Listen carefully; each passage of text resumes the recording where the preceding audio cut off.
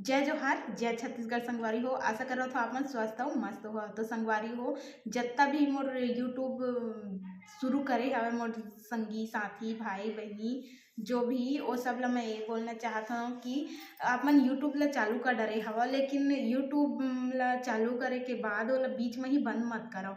कई जने का होथे ना, मतलब 2 महीना 4 महीना 6 महीना 8 महीना अतना तक ला मतलब लगातार वीडियो ला डालत रहथे, लेकिन का होथे उमन के मन ह मतलब अभी तो सब्सक्राइबरों नहीं बढ़ाते ना ज़्यादा वॉच टाइम बढ़ाते, ऐसे वैसे करके बीच में ही वीडियो बनाएला या फिर वीडियो पोस्ट करेला एला रोक देते संगवारी हो।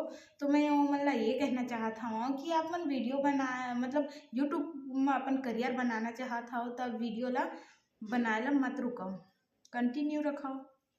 जो भी टॉपिक में बनावत हव ओला लगातार बनाते रहो।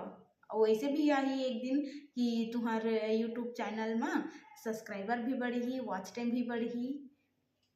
हार मत मानो, बस जो भी करत हो जैसे भी करत हो लगन और मेहनत से कराओ, ताल फिर देखिया कि तुमन के जो यूट्यूब चैनल हवे वो कैसे एक दिन मतलब सफलतापूर्वक सब्सक्राइबर बढ़ जाही। ठीक है संगवारी हो, आशा करत हूँ ये वीडियो आप मन ला अच्छा लगिस होही। त जय जोहार संगवारी हो।